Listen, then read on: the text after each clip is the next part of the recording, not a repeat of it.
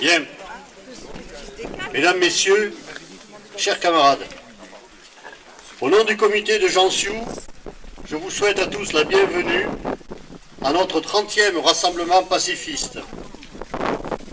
Je vous félicite aussi d'être présents, en dépit de notre affligeante météo, toujours susceptible de décourager les moins déterminés, dont, à l'évidence, vous ne faites pas partie. Je tiens à saluer les représentants des organisations démocratiques et syndicales qui, depuis des années, nous accompagnent. Je pense là au Mouvement de la Paix, à la Ligue des droits de l'homme, à l'Union pacifiste, à la Fédération anarchiste, à la CGT, à la CGTFO, à la Fédération nationale de la libre pensée. Qui aurait pu imaginer, le 11 novembre 1987, lorsqu'à une quinzaine de libres penseurs, nous nous sommes rassemblés ici même pour la première fois, que 30 ans après, nous serions encore là. Qui aurait pu penser que sur ces 30 années, pas une ne manquerait à notre bilan? On peut estimer que ce sont environ 8000 personnes qui, en 30 ans, se sont rassemblées à notre initiative autour de ce monument.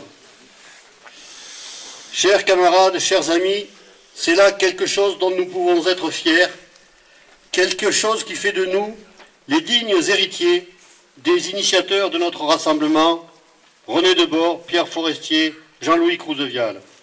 Je crois aussi que nous n'avons jamais trahi Jules Couteau, maire SFIO de Jansiu, et son conseil municipal unanime qui ont décidé de l'érection de ce monument en 1922, avec pour ambition celle de condamner la guerre et non de la glorifier.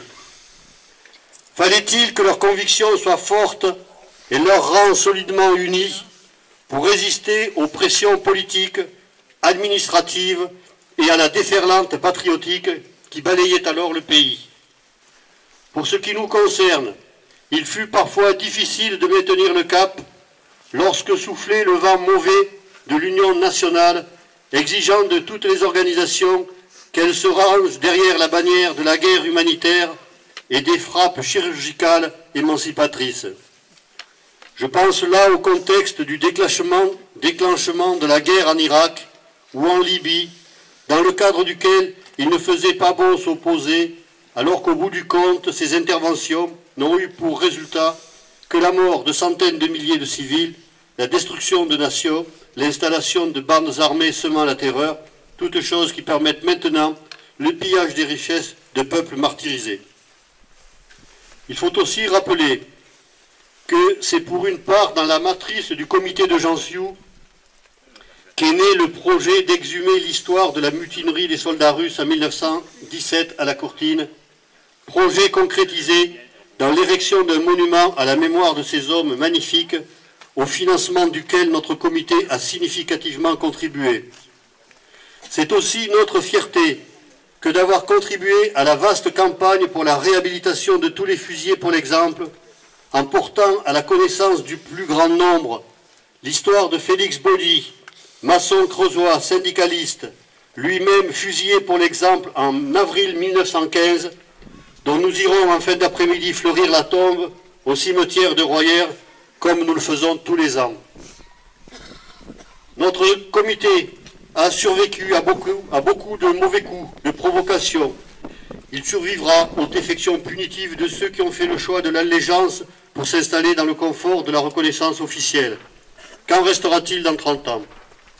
Soyons-en convaincus. Ensemble, nous avons écrit une belle et longue histoire. Ensemble, nous continuerons sur cette route tracée par nos aînés et nous savons que nous pouvons compter sur vous. Bien sûr, dans 30 ans, un certain nombre d'entre nous, dont je crois je fais partie, ne seront plus présents. Mais peut-être que d'ici là, le mal que nous combattons aura été éradiqué de la planète et que l'orphelin de bronze pourra baisser la garde et retrouver un peu de sérénité.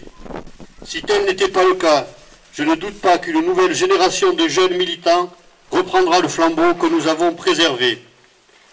Vive le rassemblement pacifiste de Jansiu, maudite sur la guerre.